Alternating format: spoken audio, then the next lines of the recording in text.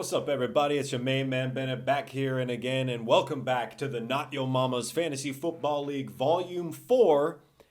Commissioner Ben has been slacking. Apologies are due. And there they are. So, with Christmas, with moving into a new house, I live in a house now, not in an apartment. Shout out to the old apartment. Hello to the new house. What else can we say? Happy New Year. Merry Christmas. Welcome to the year 2022 in the year of our Lord. And, some things have happened since the last video, since the last rankings. We've gone through the end of the year into the playoffs. And, before I even get it, let's run the intro.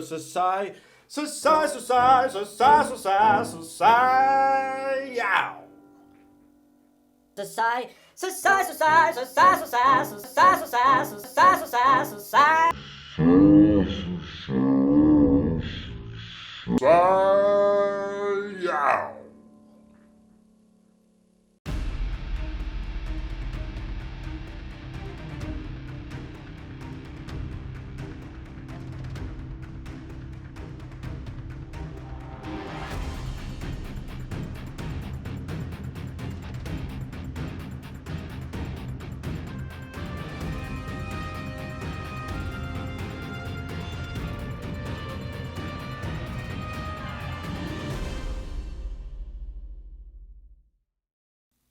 Okay, so we're back at it again with the end of the year rankings.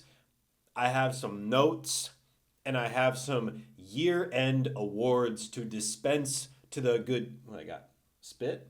Anyway, got some year-end awards to give as a benevolent commissioner that I is. So let's just get into the rankings. I'm going to rush through them really quick. They have not changed. Whatever they were basically at the end of week 14-ish, although we did have a 15-week regular season. The app got messed up, tried to fix it, made it worse. So if you go to try and look at your stats and it's like, hey, I lost or I won or blah, blah, blah. I got nothing for you. 12th place is the Fancy Lads, Whitney's team. We'll see if they want to come back next year to give another valiant effort. 11th place is the Bongtown Herbologists. Andrew, frustrating year for the boy, and I'm sure that Brown Bear will be back with a vengeance next year. Only room to improve. 10th place, the Chateau Bargles Winery. Not my best year. Supremely disappointed in how it all kind of shook out. I only have myself to blame. 9th place is Pamp. It's Big T, the biggest of T's. Homie Tanner, 9th place. We'll talk more about each team perhaps a little bit. 8th place, 3 plus 5 is 8, and that is O-side. Way to go. Congratulations to Darren. Big D got the 8th place slot in his first year doing fantasy in many a year. He basically was starting from scratch. Unlike anyone else in this league, of the other 11 contestants, participants, competition, Darren was kind of coming in raw dog. And we're going to go ahead and give him the benefit of the doubt. I'm sure next year will prove to be a little bit better. 7th place, first year in the Not Yo Mama's League. 7th place is, it's grand salami time. That's right, it's Katie's team, a team that I've said multiple times, at least on paper. It had all those players: Aaron Rodgers, George Kittle, Gronkowski, Nick Chubb, blanking on the others. I think Mike Evans on that team as well. Had they all performed throughout the year, then I think that this could have been a bona fide playoff team. Didn't work out that way. Better luck next year for you. 6th place. We go to 6th place, and 6th place is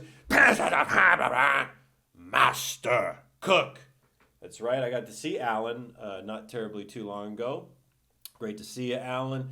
And this sucks. 6th place. Who gives a rip? I'm sure Master Cook will be back with a vengeance next year. I have that no doubt. Fifth place team ended up being Team Robs, who surprisingly, even with, I believe, going into like the last week of the year, had an outside chance of even breaking in to the playoffs, which was so crazy. More on his team in a moment. Fourth place, going into the playoff contending teams, of course. Fourth place was Kickin It with Younghoe. Had a rough early out in the first round of the playoffs. Third place was the Limp Biscuits, who likewise had an early out in the first round of the playoffs. The second place team, of course, Team Diaper Funds, the runner-up, the former champion, and of course, and new Nacho Momma'S Fantasy Football League Volume 4 champion of the year, and it goes to Ben and Under the Steps, Boogeyman. He's no longer under my steps, but he's certainly under my skin and on my damn nerves with his championship prowess, dethroning in the championship game neighbor, friend, and foe, Corey. So the funds that typically are there for the diapers will have to wait till next year for another attempt to reclaim his crown. So that's it. Those are the rankings.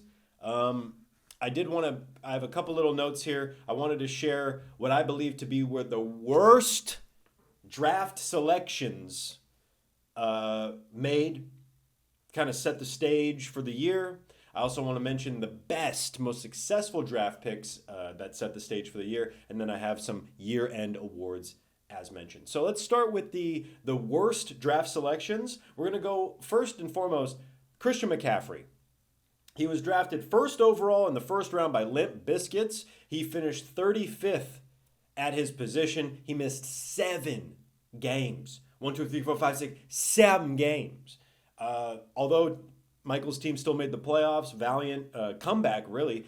He used the first overall pick for a guy that did not play for half the season. Moving on, Saquon Barkley was drafted with the 7th overall pick in the first round by Team Robs.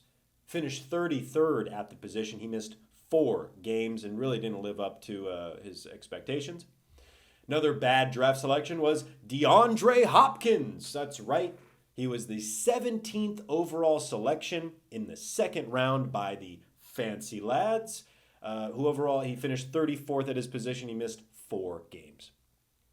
Next, we have Calvin Ridley.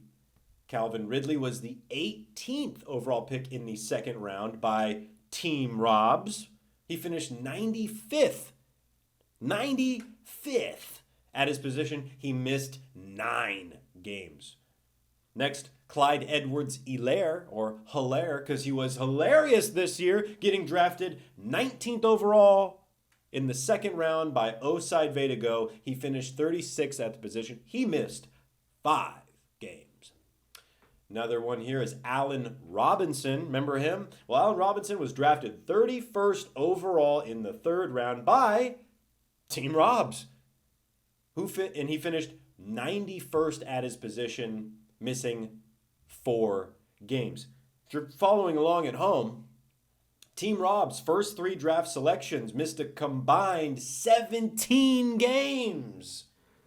Saquon Barkley, Calvin Ridley, Allen Robinson. In another dimension, in another time and space, with the mind and time stone, the reality stone from Thanos, maybe that would have paid off a little bit different, a little bit better. Moving on, we have Chris Carson. Remember him? Good old Seattle Seahawks running back. Drafted 33rd overall by me in the third round. He finished 73rd at the position. He missed 10. Count them, 10 games. Julio Jones, drafted 43rd overall by Oside Vedigo. He finished 101st at the position. He missed 6 games.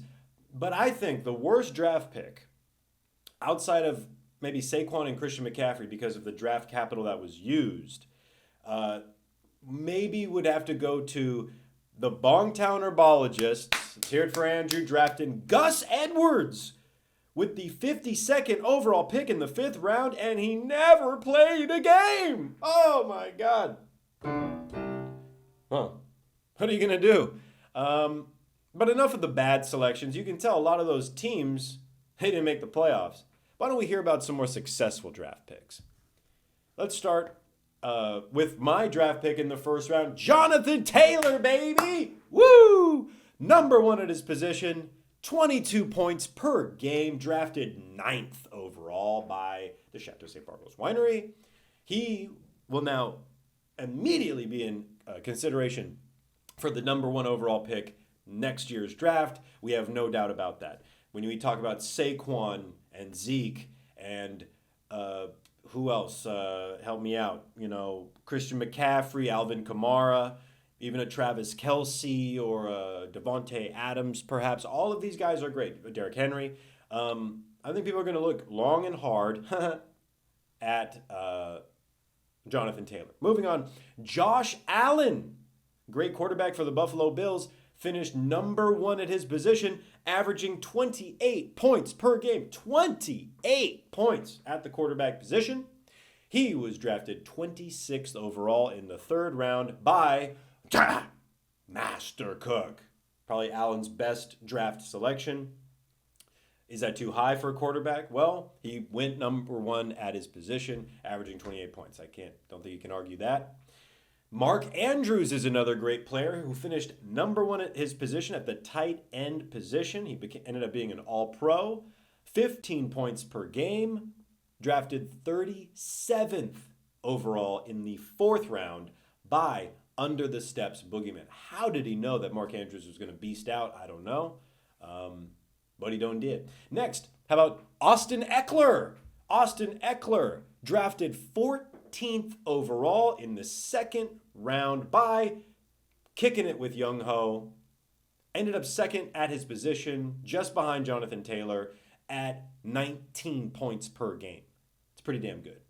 Next, Justin Herbert, who has been fully loaded for the LA Chargers. Almost said San Diego. I didn't. LA Chargers. He averaged 26.5 points per game, the 2nd most at the position of quarterback, and it's Justin Herbert. People need to get used to it. Herbie's fully loaded. But it's not just that. It's when he got drafted. He got drafted 75th overall in the 7th round by Team Diaper Funds. Team Diaper Funds with a great pick up there. I really wanted Herbert. I think I had the 77th pick, 78th pick, something like that, and I was eyeballing him. I wanted him so bad, and he just came and snaked him. If you compared Herbert being drafted 75th overall and Josh Allen getting drafted 26th overall, Herbert got drafted 50 picks later, averaged only 1.5 less points per week. That's value. That's the real deal. And that's why Team Diaper Funds went all the way to the finals. But the 2 most successful picks in all the draft have to go to, first, Cooper Kupp. Give a big round of applause to Team Diaper Funds for drafting Cooper Kupp, 22 points per game, number 1 at his position, drafted 46th overall in the 4th round. That's damn good. But you know what? There is one better. How can you do better than Cooper Kupp? I'll tell you. His name is Deebo Samuel. Deebo Samuel, 18 points per game, number 2 at his position, drafted 84th. 84th overall in the 7th round by the champion of our league, Under the Steps Boogeyman. That, along with all the other little pieces that he collected over time. I mean, you get Mark Andrews in there. You get Deebo in there. He had Stephon Diggs in there. He had Matt Stafford, who had a great year. He had Russell Wilson, who had a bit of a down year. He had just excellent pieces that just consistently, week in and week out, made it happen. But it started with Deebo. Deebo was the lucky jewel. I should know. I drafted Brandon Ayuk like earlier, and he didn't really do it for me. So that's it for my worst draft selections and the best draft selections. This video's getting a little long. Probably tuned out by now. I know I am. I have. Here are my 7 year-end awards. First, to the lowest points scored all year. We give it to the Fancy Lads. Round of applause for the lowest points. He averaged 90 points per week with 1,349 points scored all year. And the next award goes to the biggest margin of victory. The biggest margin of victory took place in week 2, and it was Oside Way to Go against the Bongtown Herbologists. Darren beat Andrew by a staggering 88.68 points. He beat him by 88 points. Well done. And the smallest margin of victory award goes to Limp Biscuits. I'm about to break. That's right. Michael's team beat the Bongtown Herbologists. Sorry to pile it on Andrew, but beat the Bongtown Herbologists in week 7 by a margin of 0.1 point. 0.1 point.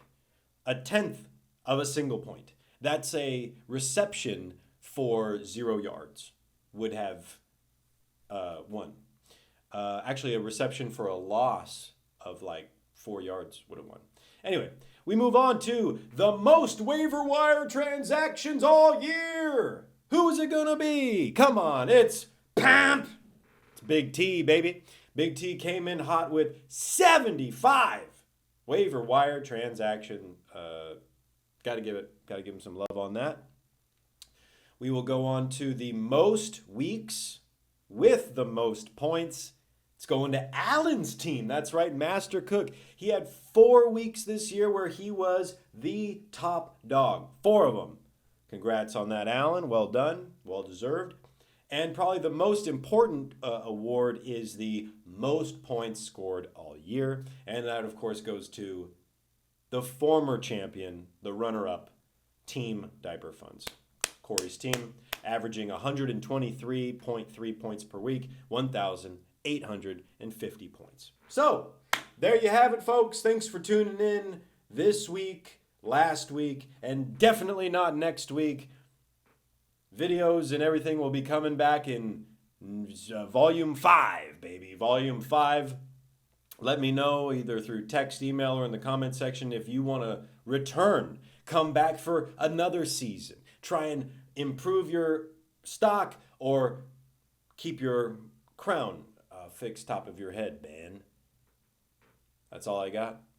So, may blessings fall upon you and your loved ones, and to all a good night. And also, happiest of New Year's. Have a good day.